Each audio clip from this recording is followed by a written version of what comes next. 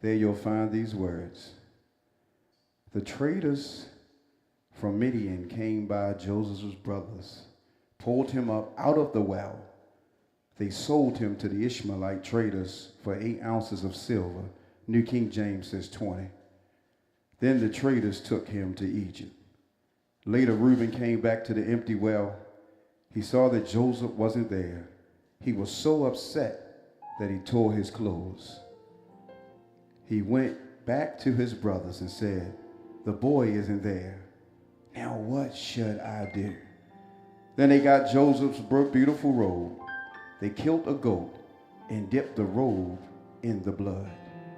They took the robe back to their father. They said, we found this. Take a look at it. See if it's your son's robe. Jacob recognized it. He said, it's my son's robe. A wild animal has eaten him up. Joseph must have been torn to pieces. Jacob tore his clothes. He put on the rough clothing people wear when they're sad. Then he mourned for his son many days. All Jacob's other sons and daughters came to comfort him, but they weren't able to. He said, I will continue to mourn until I go down into the grave to be with my son. So Joseph's father mourned for him. Verse 36, but the traders from Midian sold Joseph to Potiphar in Egypt. Potiphar was one of Pharaoh's officials. He was the captain of the palace guard. The grass withers, the flowers fade, but the word of our God shall live forever. You may be seated in the presence of the Lord. I want to highlight verse 36. But the traders from Midian sold Joseph to Potiphar in Egypt. Potiphar was one of Pharaoh's officials. He was the captain of the... As we continue to talk about divine disruptions, today I want to talk about to be continued.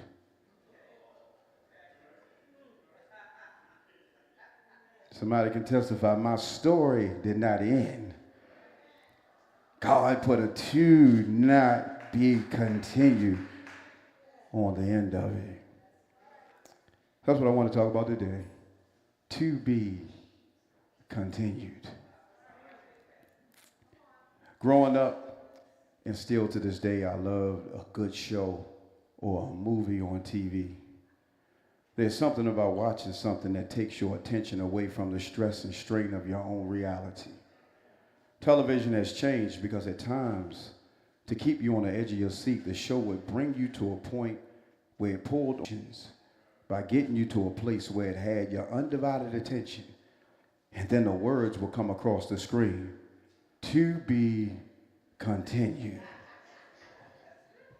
This raises anticipation because specific roles are essential, but they were almost killed or caught every episode.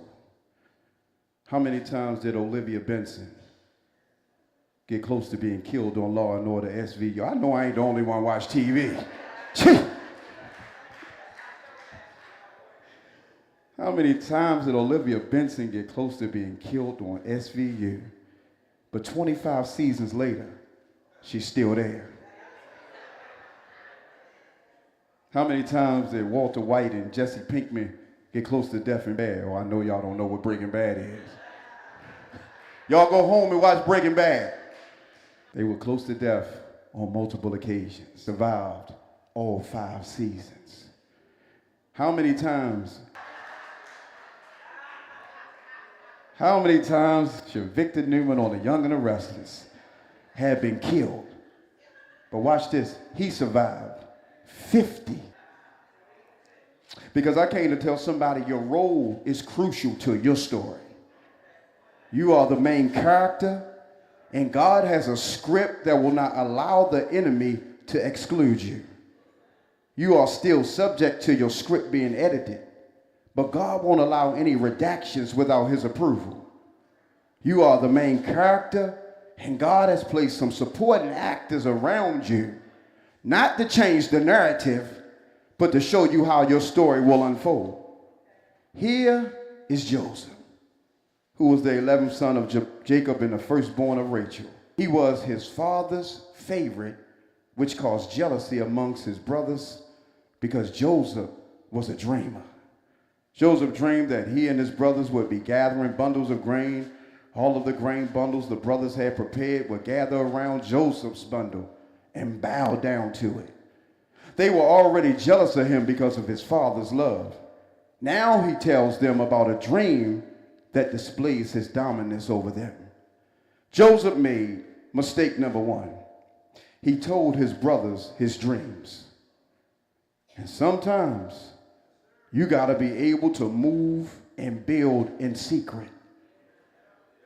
Everybody can't handle what God has for you next. Everybody don't have the capacity to handle the anointing that's on the inside of you. So sometimes you got to let God talk to you and you keep it to yourself and build with God and not with people. Because if you lived any length of time and you've been around people any length of time, you go to some people and you tell them what God is showing you, they're going to try to talk you out of it because they don't have the capacity to handle what God is about to do in your life. I'm trying to tell you, you got to get around some people that you can give them your dreams, you can give them your visions, you can tell them your goals, and all they're going to say is, I'm praying for you, I'm praying with you, I'm here when you need me, because if it don't work out, I'm still going to pray for you, I'm still going to be with you. I ain't only with you in the winning season, but when you start taking some L's, I'm still right there next to you, because you're going to need somebody. But Joseph told his brothers his dreams, and you would think that he would be able to tell his siblings what God was showing him. The reality of his situation was that he already had animosity. But now Joseph warns them, I will be something because I am not only special to our Father, but I'm special to the Father. Somebody can testify that sometimes my dreams scare me. Well, I know I ain't the only one. Sometimes God showed me some stuff and I don't even want to wake up yet because I'm loving the reality that I see. And sometimes I try to sleep just a little bit longer because I want God to keep revealing to me what's going to happen for me in the next season of my life. Sometimes your dreams got to scare you. So I know it's not for everyone's ears, because God will never give you a dream to match your current reality.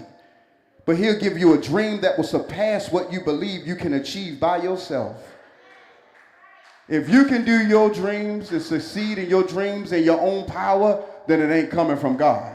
But the only dreams that come from God are dreams that's going to take faith. It's going to take you to step out of your comfort zone. It's going to take you to be challenged in some areas, because they are the dreams that God is giving you that you can't do without faith in him. Joseph told, watch this, not one dream, but he told him his second dream. He said the sun, moon, and the 11 stars will bow down to him. Joseph's dream anticipates the authority he will have over his brothers later in life. This is the blessing. God showed Joseph the blessing, but not the burden that was coming. He showed him his future, but he had to walk in the now. I want to tell somebody that where you are in this season is not all God has planned for you. Where you are right now in your life is not everything that God wants you to attain. I don't care what level you've already got to, what you've already achieved, what you've already saved up. God said, I got some more for you. I got some more dreams for you. I got some more goals for you. I got some more revelations that I want to give you, because I want you to have it all. I want you to receive it all. I want you to be able to keep it all. God has already determined, watch this, despite anyone's approval, that your best days are in front of you. But you may encounter some bad days on your way. Joseph's father, Jacob, sent him to his brothers who were feeding the flock. He told Joseph, go check on his brothers in the flock and bring back word to me. Now God showed Joseph his advancement, but he did not show him what he would have to go through to get there. They began to say, watch this, here comes this dreamer. Let's kill him and throw him into the pit. So Joseph has no idea they felt this way. and he was walking right into an ambush. His world was disrupted because somebody else's insecurities. When Joseph came to his brothers, he wore his beautiful robe. They took it away from him. They threw him into a pit instead of killing him. But Reuben, the eldest brother, persuaded them to use the pit, intended to rescue Joseph later and return him to their father. The trouble is, these are his brothers that are behaving like broken individuals with no ambition of their own. You should never have to tear somebody else down to build yourself up. You should never have to look down on somebody to make yourself feel big. Because if that's the only big, then you're still small. The only way you can feel big in life is when you can connect with God and God connects you with others that you can speak into. I don't care how broken they are. I don't care what they're going through. I don't care what they're dealing with. But you should never look down on another brother or sister just because they're not living the way that you live. You should be able to treat the janitor just as good as you treat the vice president. But if you can't, then you need to go fix your connection with God. He threw him into the pit and decided to. You should never have to look at people around you with the same DNA and wonder if they want you to progress. That there's to be jealous of anyone when you have the same 24 hours a day to accomplish what God has placed in your heart.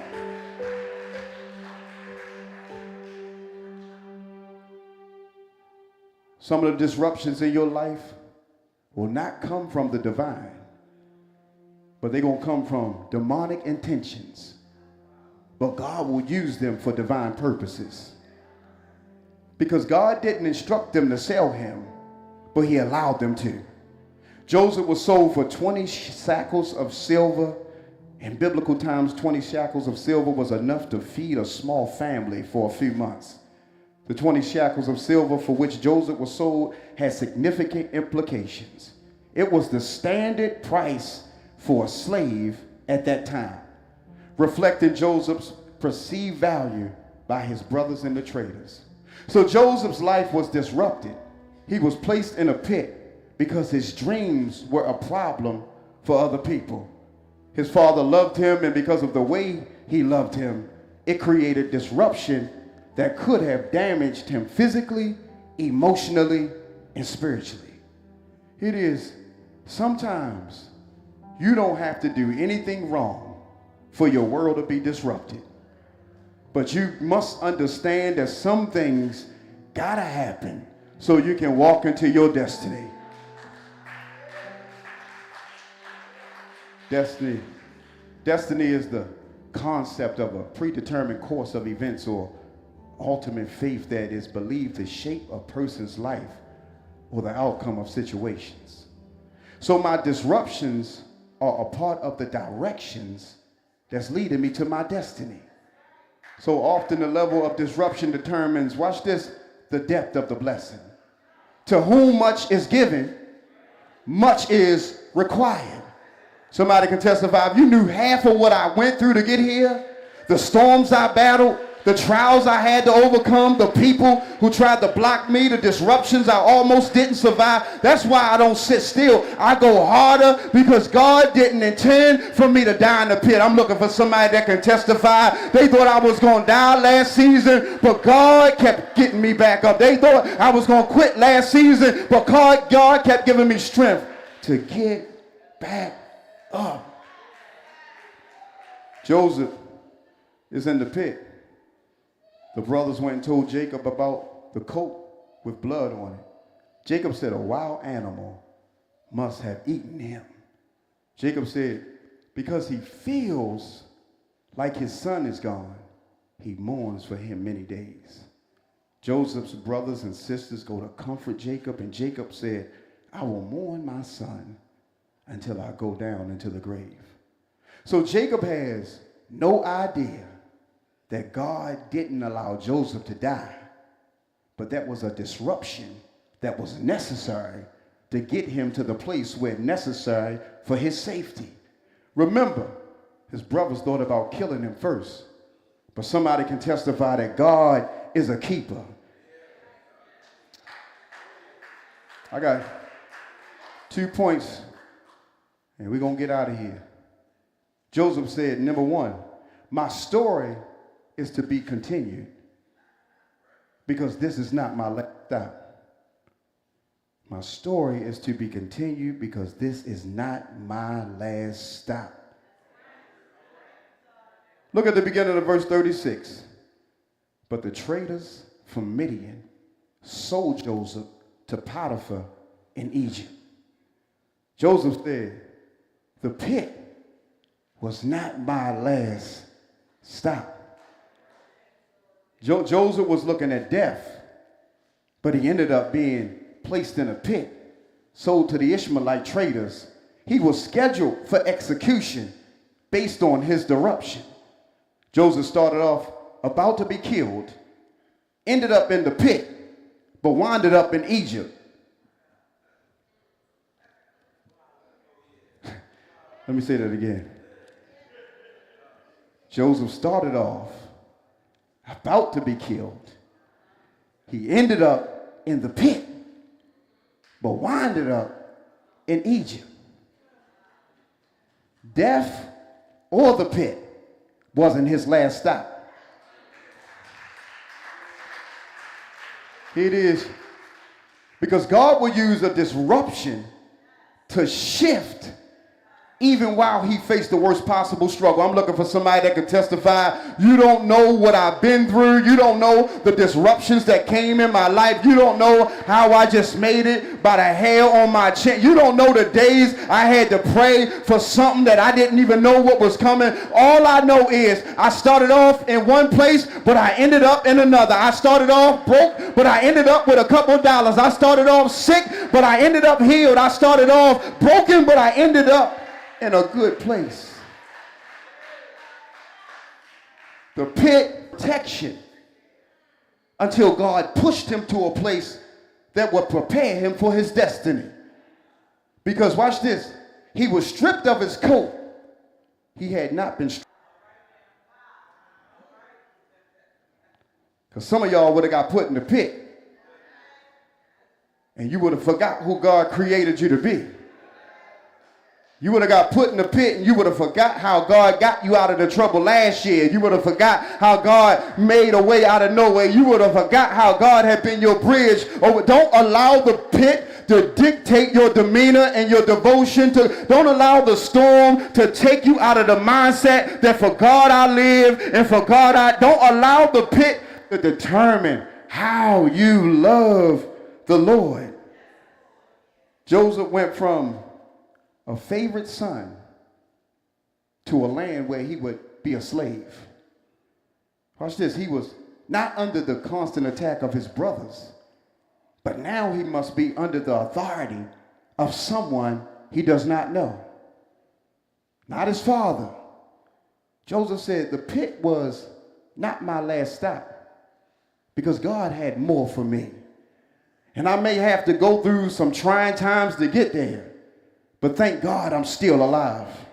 I'm looking for somebody that can testify. I got a still alive praise in my mouth because you don't know what almost took me out. You don't know who almost took me out. You don't know what I went through to get here. All you can see is how I'm still standing based on the grace and the mercy of God. Somebody can testify. I was in a hospital sick. They didn't think I was coming out, but thanks be to God, I'm still alive. I almost lost my house, the roof over my head, the clothes on my back, the shoes on my feet, but God kept providing my every. I almost lost my mind and been put in an insane asylum, but God gave me peace that passes all understanding. It is, I don't need to be the favorite. All I need to be is considered.